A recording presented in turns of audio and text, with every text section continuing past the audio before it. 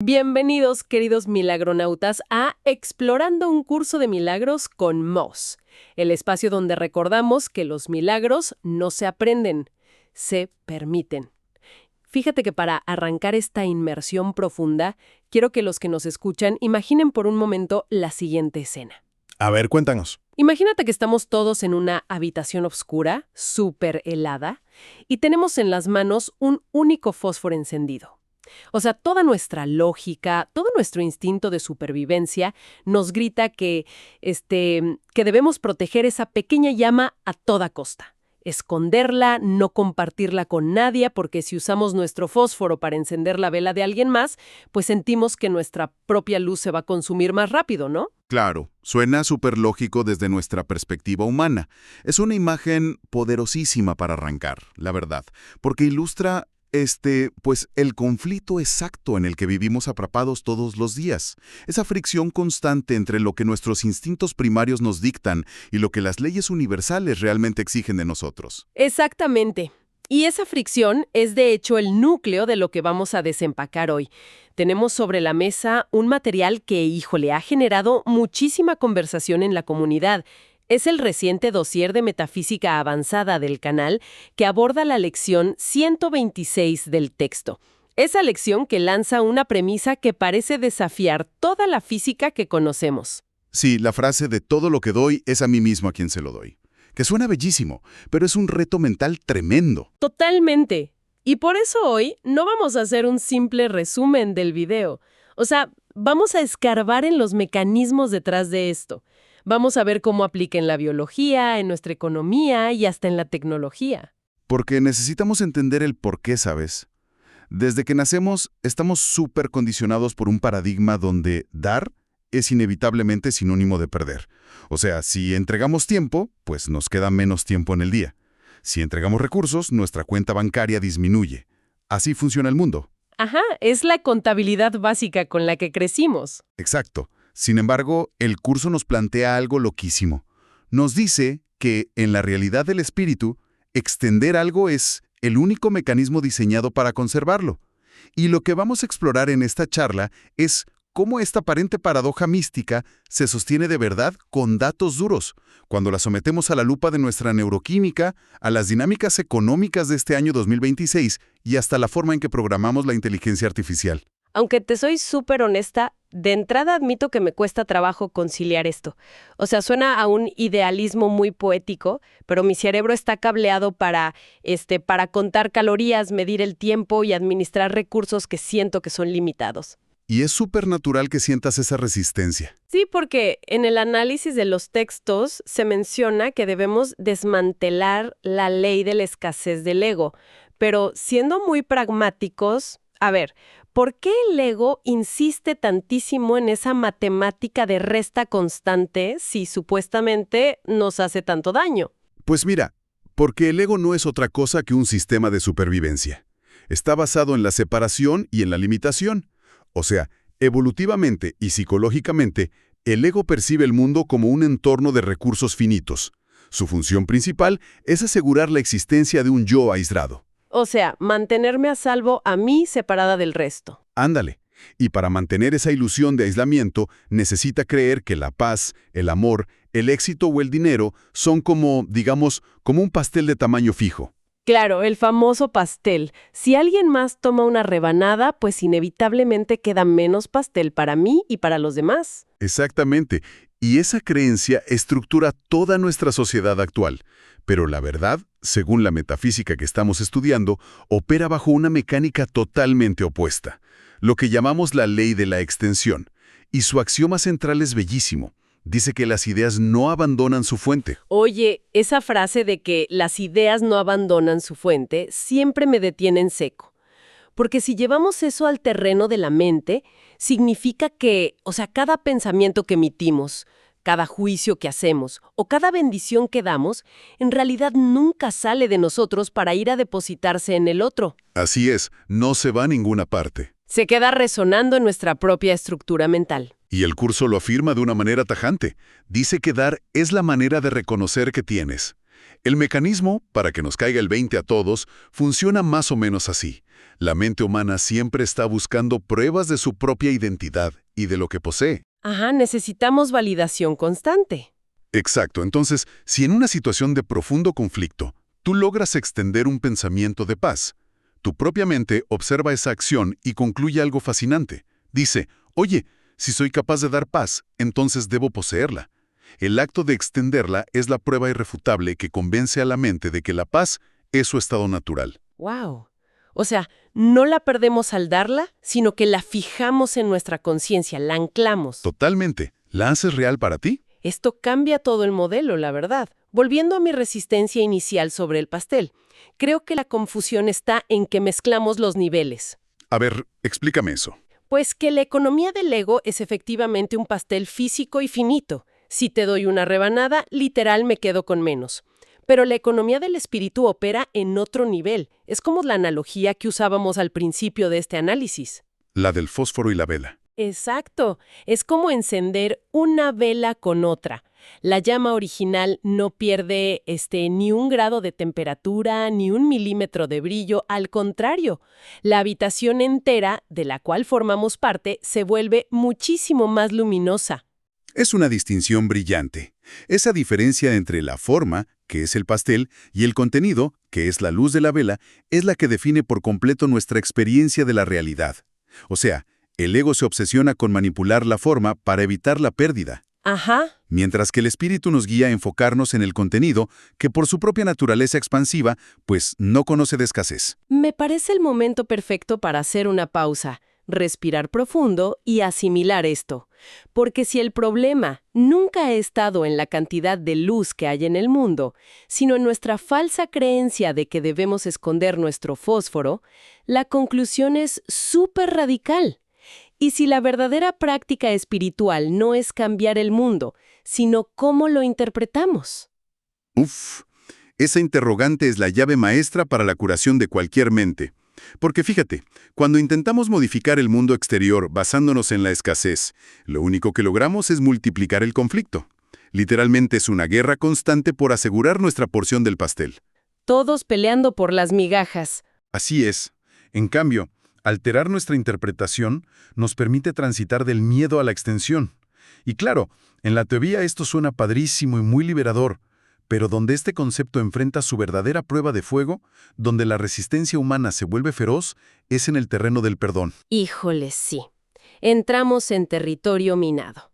Porque, a ver, reinterpretar el mundo cuando estamos tomando un café tranquilos es facilísimo, pero la teoría choca contra la pared cuando alguien nos traiciona, nos insulta o nos quita algo que, pues, consideramos nuestro. Ahí es donde sale el instinto. Totalmente.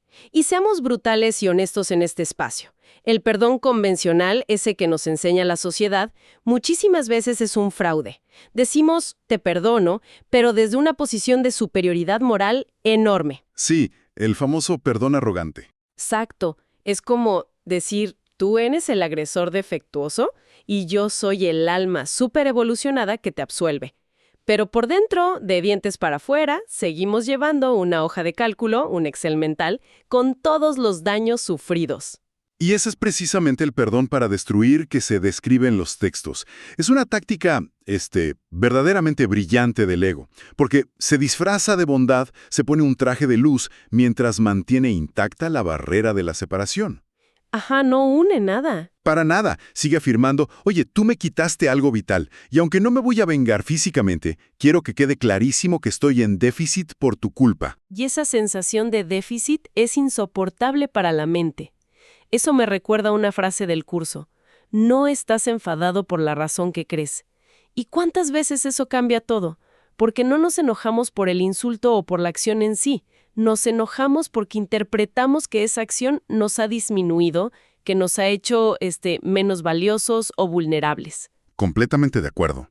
Y aquí es donde la lección 126 entra como un bisturí, directo a operar sobre esa ilusión. El curso nos explica que el verdadero perdón jamás, pero jamás, es algo que le otorgamos a un agresor externo. O sea, ¿no es un favor que le hacemos al otro? Cero. Es un rescate de nuestra propia mente. Si logramos comprender que el otro es, en esencia, una proyección o una extensión de nuestro propio ser, entonces albergar un resentimiento, o sea, Sostener un deseo de castigo es literalmente ordenar un ataque contra nuestro propio sistema nervioso. Oye, y para aterrizar esto, el dossier hacía una referencia buenísima al suplemento de psicoterapia, que la verdad me voló la cabeza. Sí, es un texto súper profundo. Aborda una dinámica muy peculiar, que es esta ilusión de que el terapeuta sano arregla al paciente enfermo. Y el texto destroza esa idea por completo, y afirma que el terapeuta solo logra curarse a sí mismo en el instante exacto en que logra percibir al paciente como un ser completamente íntegro, o sea, sin culpa ni mancha. Porque es un intercambio en el que simplemente no existe la jerarquía. Cuando la mente ofrece la idea de plenitud y absolución, la misma mente que la ofrece es la que experimenta el alivio inmediato. O sea, el que lo da es el que lo recibe. Tal cual, la enfermedad mental y emocional proviene de una falacia gigantesca. La idea de que podemos albergar veneno en nuestra mente, lanzarlo a otra persona en forma de juicio o rencor y creer absurdamente que nuestra mente va a quedar limpia. Como si el veneno saliera y ya. Exacto. Pero el enojo no es un dardo que viaje en una sola dirección, es más bien un estado atmosférico que creamos y respiramos dentro de nosotros mismos. ¡Qué fuerte! Y aquí es donde entra, creo yo, mi parte favorita de toda esta investigación que hicimos, porque dejamos de hablar en términos puramente metafísicos y literal pasamos al microscopio. O sea, estamos en mayo de 2026 y me sorprende muchísimo cómo la epigenética actual no solo valida estos textos, sino que explica el cómo, físico. Sí, la ciencia ya alcanzó a la metafísica en esto. Hay un término fascinante en los reportes clínicos modernos que es la biología de la extensión. O sea, ya no es una metáfora espiritual. Resulta que un pensamiento de perdón repara literalmente nuestras células. Pero a ver, explícanos, ¿cuál es el mecanismo aquí?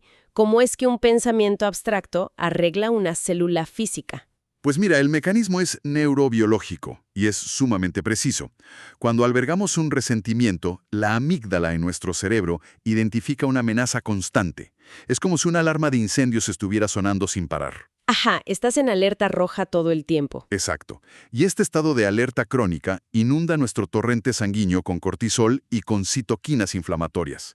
A nivel celular, fíjate qué interesante, esta inflamación sostenida acorta los telómeros. Que son como las tapitas de los cromosomas, ¿no? Como los plastiquitos de las agujetas de los zapatos. Ándale, perfecta analogía. Y cuando esos plastiquitos se gastan o se acortan, se acelera el envejecimiento y la célula queda propensa a la enfermedad. Pero cuando decidimos soltar ese juicio, es decir, cuando perdonamos, no estamos siendo caritativos con el otro. Lo que hacemos es ir y apagar la alarma de la amígdala. ¡Wow! El sistema nervioso parasimpático toma el control, estimula el nervio vago y literalmente baña todas tus células con oxitocina y dopamina, creando un entorno súper propicio para que se regeneren. El video utilizaba un ejemplo muy aterrizado que ayuda a visualizar esto a la perfección, porque lo pone en el día a día. Narraba una situación hipotética donde Motzat está en Naucalpan, a unas cuantas horas de tomar un vuelo transatlántico súper largo, y justo antes tiene un fuerte desencuentro con alguien, o sea, se enoja cañón. Sí, el peor momento para un coraje. Exacto. Si Moss elige en ese momento perdonar la situación, no lo está haciendo para ganarse un diploma espiritual ni puntos kármicos en el cielo. Lo que está haciendo, conociendo esta biología de la extensión, es optimizar radicalmente su salud neuroquímica. O sea, está limpiando su sangre de cortisol para no subirse a ese avión con un sistema inmunológico deprimido. Es un instinto de autopreservación en su forma más pura.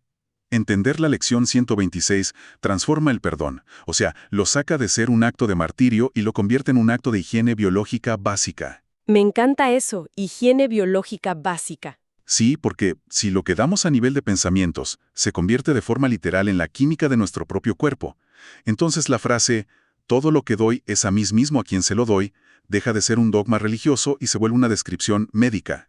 A ver, échalo. La reparación celular y la paz mental están increíbles, no lo dudo ni un segundo. Sin embargo, pues tener los telómeros largos no paga el alquiler ni la despensa. O sea, si un socio de negocios me roba, mi amígdala calmada no me va a devolver el dinero. ¿Cómo sobrevive esta ley de la extensión biológica en un ecosistema económico y digital en este 2026, donde los recursos, la atención y el dinero realmente parecen un juego de suma cero? Es una pregunta buenísima, y esa fricción es natural porque volvemos a caer en la confusión entre la forma y el contenido. Para abordar esto, el dossier nos dirige al Manual para el Maestro. Allí se expone un principio rector maravilloso que dice que el Maestro de Dios da únicamente lo que quiere conservar. Ok, pero ¿cómo se ve eso en la oficina o en la cuenta de banco? En términos prácticos, significa que la curación y la prosperidad sostenibles provienen de extender valor e integridad.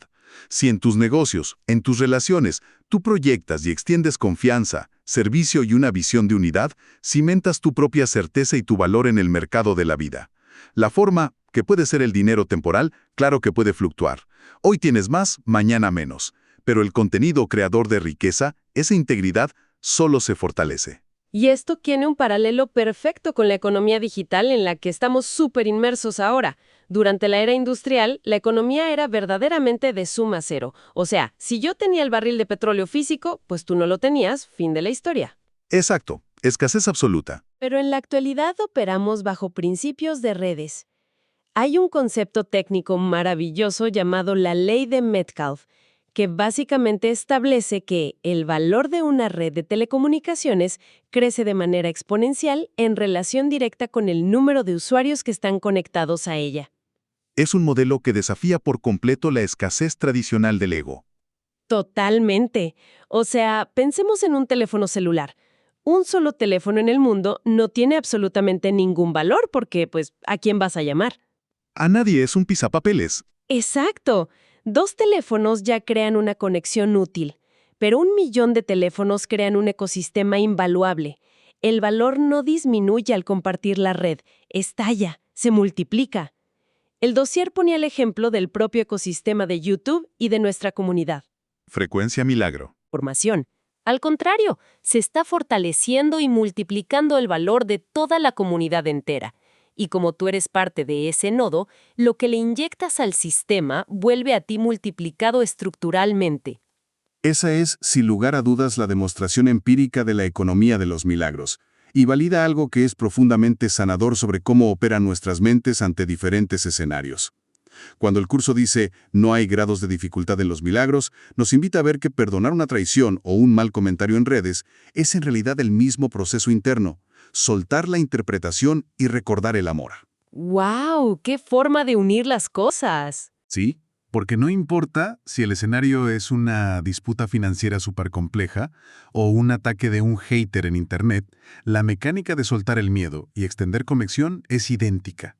Todo ocurre dentro de la misma red neuronal, que es nuestra mente. Esa idea de que el mundo exterior es simplemente una red gigante reflejando los datos que le introducimos, nos lleva, inevitablemente, al que yo considero el punto más alucinante de todas estas fuentes, el espejo definitivo de la humanidad actual, la inteligencia artificial. Ah, claro. El gran tema de este año. Me parece fascinante cómo la tecnología de este 2026 se ha convertido en la metáfora más tangible y más literal que existe sobre la proyección mental de la que siempre habla un curso de milagros. Es que, fíjate, no es solo una metáfora, es un simulador a escala global de la metafísica del texto. Exacto, literal. En la ciencia de datos, y particularmente en el entrenamiento de grandes modelos de lenguaje, existe un concepto que se llama la simetría de datos. Una inteligencia artificial no nace con una agenda propia, no tiene sesgos naturales, no tiene un ego programado que la haga mala. No, es una herramienta neutra. Es literalmente un lienzo en blanco que aprende exclusivamente de las miles de millones de interacciones, textos y emociones que la humanidad le ha inyectado a lo largo de los años. ¿Qué sucede entonces? Que si los humanos alimentamos el modelo con paranoia, con polarización política, con juicios súper destructivos y con muchísimo miedo a la escasez, el algoritmo simplemente aprende que esa es la estructura de nuestra realidad. Y por ende, pues el algoritmo nos devuelve exactamente nuestra propia mente fragmentada. No hace otra cosa. Optimiza sus respuestas para validar nuestros miedos, mostrándonos un mundo súper amenazante que, paradójicamente, confirma nuestra necesidad de defendernos. Es la proyección del ego automatizada y en código. Es escalofriante. Nosotros somos los codificadores de nuestra propia angustia. Si al teclear una instrucción, un prompt, le inyectamos agresividad o sospecha a la máquina nos escupe motivos perfectamente redactados para sentirnos atacados. Tal cual. Y este fenómeno tecnológico nos sirve de puente para comprender una de las enseñanzas más sublimes que tiene el curso, que está contenida en el suplemento del Canto de la Oración. ¡Ay, ese texto es hermoso! Sí lo es, porque históricamente, la humanidad ha interpretado la oración desde una mentalidad de indigencia total. Creemos que orar es suplicarle a un ente separado allá arriba que nos lance un salvavidas desde el cielo. Pedimos un recurso externo, una curación mágica o a veces hasta una ventaja sobre nuestros enemigos, ¿no? Por favor, que me vaya bien a mí y no a él. Exacto. Es una plegaria diseñada completamente desde la profunda creencia en la falta de recursos. Desde la carencia pura. Orar desde la premisa de que no tenemos. Así es. Sin embargo, el Canto de la Oración nos reeduca por completo. Nos plantea que la verdadera oración es el reconocimiento gozoso de que los atributos de Dios ya residen íntegramente en nosotros. Orar es un acto de extensión, no es un acto de petición. ¡Qué cambio de paradigma tan fuerte! Convencer a una deidad caprichosa para que cambie de opinión respecto a nosotros. Lo que estamos haciendo es simplemente abriendo la válvula para que fluya la abundancia que ya constituye nuestro diseño original. Entonces, si conectamos esto con lo que hablábamos hace ratito de la tecnología y los algoritmos, interactuar con el mundo o incluso escribir un prompt en una inteligencia artificial desde un estado de claridad y de paz es, en la práctica, una oración de extensión. Totalmente. Es la aplicación más moderna del perdón que te puedas imaginar. Al utilizar nuestras herramientas comunicativas para extender un estado de unificación y de claridad mental, forzamos a que el sistema entero, y en un nivel metafísico, el universo mismo, nos devuelva esa misma estructura de paz. Es bellísimo. El acto profundo de perdonar, de orar verdaderamente, es concedernos a nosotros mismos la libertad de la que desde el ego queríamos privar al otro. Cuando liberamos a nuestro hermano de nuestros juicios, o cuando elegimos conscientemente no inyectar toxicidad en una red neuronal, estamos limpiando el código fuente que estructura nuestra propia realidad. Híjole, es verdaderamente sobrecogedor cuando logramos atar todos los cabos de esta manera. Ver cómo la premisa central de la lección 126 atraviesa, cada estrato de nuestra existencia. Empezamos hablando de encender una vela, pasamos por la reducción de nuestro nivel de cortisol en las células, analizamos cómo el valor crece en las redes económicas digitales al compartirlo y terminemos viendo cómo hasta las máquinas que construimos son un espejo innegable de que todo lo que damos irremediablemente nos lo estamos dando a nosotros mismos. Así es. El ego nos entrenó durante milenios para acaparar y morir de hambre aislados, pero el espíritu nos recuerda hoy que solo derramando lo que tenemos nos llenamos verdaderamente. Es una integración absoluta. Ya sea que lo midas en la biología, en la economía o en la ciencia de datos, el universo entero responde, sin excepción, a este mismo principio metafísico. Y bueno, para ir cerrando nuestra inmersión de hoy, creo que el ejercicio más valioso que podemos hacer es permitir que toda esta idea deje de ser un debate intelectual y aterrice por fin en nuestra vida práctica. Sí, que no se quede en teoría. Exacto. Si realmente internalizamos que todo pensamiento y toda acción es un regalo de ida y vuelta, vale la pena que nos preguntemos en nuestra próxima interacción, ya sea mirando a los ojos a un familiar, reaccionando ante un desconocido en medio del tráfico o simplemente escribiendo una respuesta en nuestras pantallas, ¿qué es exactamente lo que nos queremos regalar en este preciso instante? Esto fue Explorando un curso de milagros con Moz, un espacio para recordar juntos que el amor sigue siendo la respuesta. Si esta reflexión te ayudó a ver las cosas con más paz, suscríbete al canal, compártelo con otros milagronautas y recuerda siempre, primero tu paz y después lo demás.